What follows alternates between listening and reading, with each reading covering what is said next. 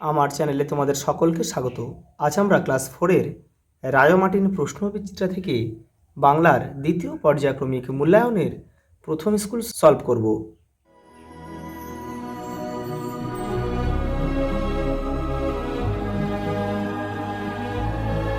দেখো প্রথমে কি আরামবাগ বয়েজ প্রাইমারি স্কুল শূন্যস্থান দিয়েছে। দেখো একটা কবিতার দিয়েছে, এটা হচ্ছে দেখো বজরা আমার, এটা দিয়েছে হচ্ছে আমি সাগর পাড়ি দেবো, কাজী নজরুল ইসলামের লেখা কবিতা থেকে কিন্তু দিয়েছে। সেই জন্য কিন্তু বুঝতে পারছো তো কবিতাটা তোমাদের কিন্তু মুখস্থ করতে হবে। তাহলে কী লিখবে এখানে? এটা লিখবে ময়ূর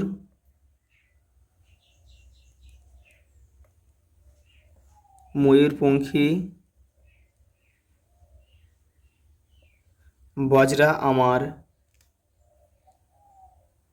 লাল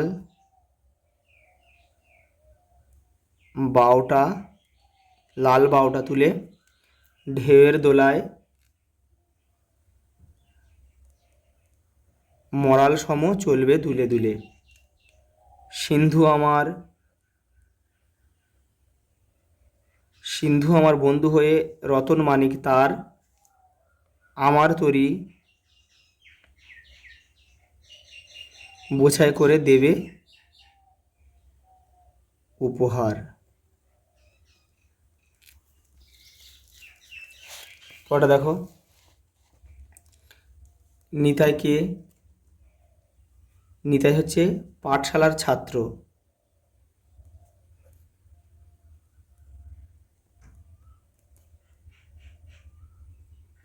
টমবয় শব্দের অর্থ কি?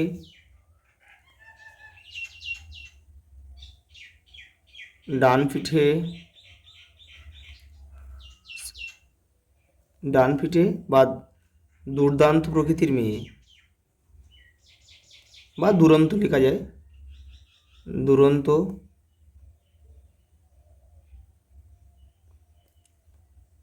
প্রকৃতির মেয়ে।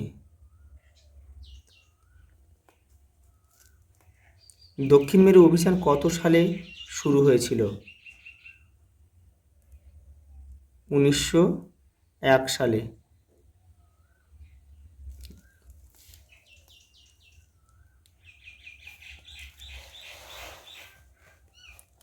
উবা কোন শহরকে বালির দেশ বলেছিল?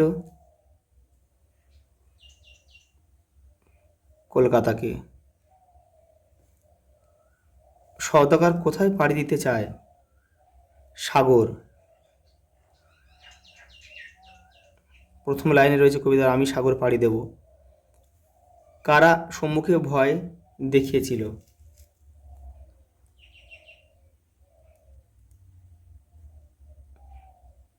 বিড়াল ছানা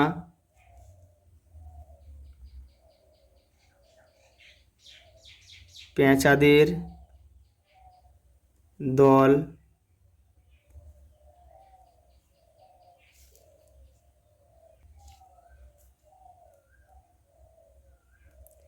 গাছপালা বন বিড়াল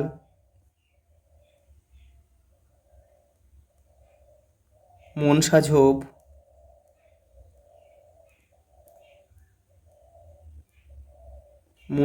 বাদুড়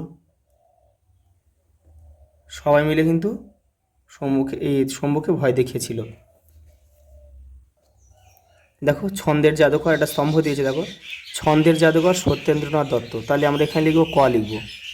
দেখো বিদ্রোহী কবি কাজী নজরুল ইসলাম, এখানে আমরা খ লিখবো। আর দেখো ভানু সিং হচ্ছে রবীন্দ্রনাথ ঠাকুরের নাম, ভানু সিং গ। আর পল্লী কবি হচ্ছে জসীমউদ্দিন, এখানে আমরা ঘ লিখবো। দেখো পরের প্রশ্ন দেখো, নির্দেশ অনুযায়ী পরিবর্তন করো। মাটির কড়াইতে মাছের ঝোল রাঁধে। রাঁধে এটা উত্তম পুরুষে, রাঁধে মানে অন্যজনকে বোঝাচ্ছে, এটা হবে না। উত্তম পুরুষ মানে নিজেকে লিখতে হবে। তাহলে লিখতে হবে যে আমি এখানে লিখে দিচ্ছি,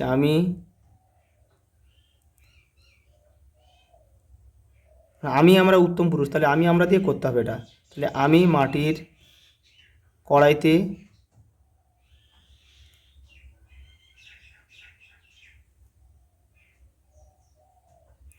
মাছের ঝোল রাঁধি।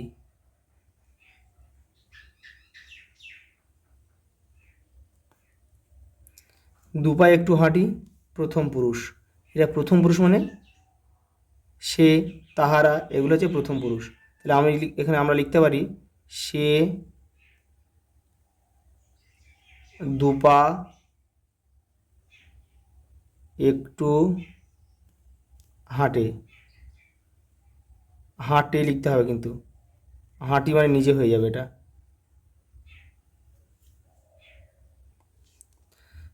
কোন বচনের ব্যবহার হয়েছে লেখো। দেখো ধলেশ্বরী ক্ষেপা নদী, তাহলে এখানে ধলেশ্বরী মানে একটা নদীর নাম বলেছে, তাহলে এটা এক বচন।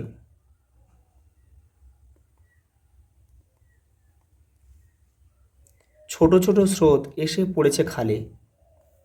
এখানে দেখো একই শব্দ দুবার ব্যবহার করলে কিন্তু এটা আমাদের বহু বচন হয়ে যায়, বহু বচন। ছোট ছোট স্রোত বলতে অনেকগুলো স্রোত কিন্তু। পরের প্রশ্ন দেখো, সন্ধি বিচ্ছেদ করো। প্রত্যুষ দিয়েছে, দেখো প্রত্যুষ আমরা লিখি প্রতি, এখানে লিখে দিচ্ছি উপরে প্রতি যুক্ত উষ, প্রত্যুষ। দেখো মহাকাশ, মহা, মহযোগ আকাশ, মহা যোগ আকাশ, মহাকাশ। দেখো শৈর, শৈরটা আমি এখানে লিখে দিচ্ছি, শৈর হবে তোমার স যোগ ওর। আর এখানে গ অক্ষরটা লিখছে গো যোগ অক্ষ, গবাক্ষ। শব্দার্থ লেখো। আস্তানা মানে বসবাসের জায়গা বা থাকার জায়গা লেখা যায়, থাকার জায়গা, আস্তানা। পারাবার, পারাবার শব্দের অর্থ হচ্ছে সমুদ্র বা সাগর।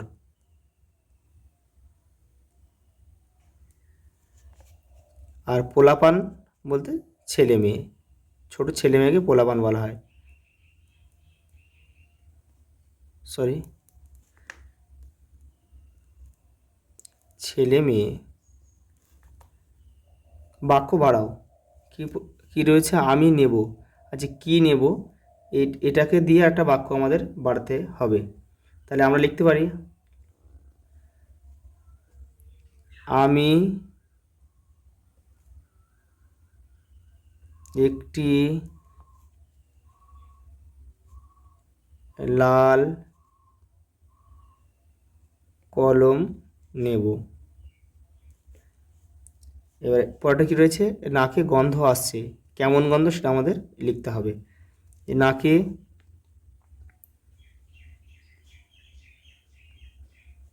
ফুলের মিষ্টি গন্ধ আসছে। পরটা দেখো, নিচের রেখাঙ্কিত শব্দগুলির অর্থ এক রেখে অন্য শব্দ বসাও। আচ্ছা মারামারি বাঁধলে এখানে দঙ্গলে লড়ে, এখানে দঙ্গল বলতে কিন্তু দল, আমরা এখানে লিখব কি মারা মারি বাঁধলে, এখানে দলে, দলে লড়ে।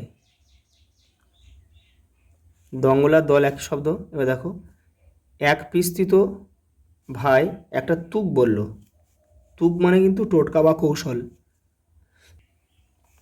তাহলে আমরা লিখব কি এক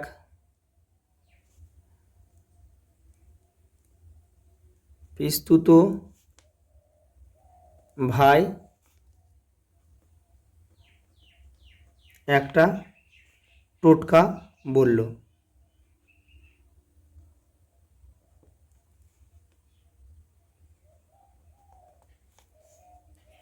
দেখো পরের প্রশ্ন দিয়েছি, দেখো বাক্যে ক্রিয়াপদ কাকে বলে। বা দেখো বাক্যে আমি এখানে লিখে দিচ্ছি, বাক্যের যে শব্দ দ্বারা, বাক্যের মধ্যে বা বাক্যের যে শব্দ দ্বারা কোনো কাজ বোঝায়,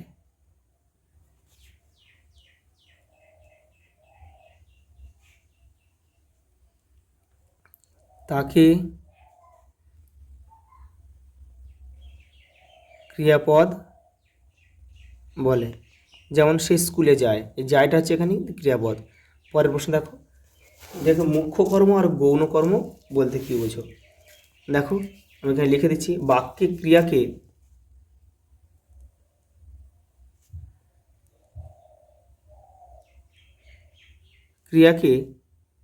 কি দিয়ে প্রশ্ন করলে, কি দিয়ে প্রশ্ন করলে যে উত্তর পাওয়া যায় তাকে কিন্তু মুখ্য কর্ম বলে। মুখ্য কর্ম বলে। এবং ক্রিয়াকে যদি কাকে দিয়ে প্রশ্ন করা হয়, কাকে দিয়ে প্রশ্ন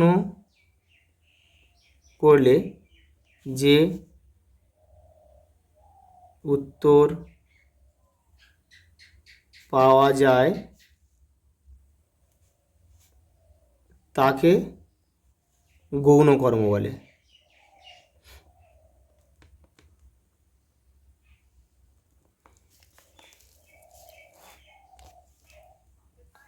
আজ এই পর্যন্ত, দেখা হবে পরের ভিডিওতে।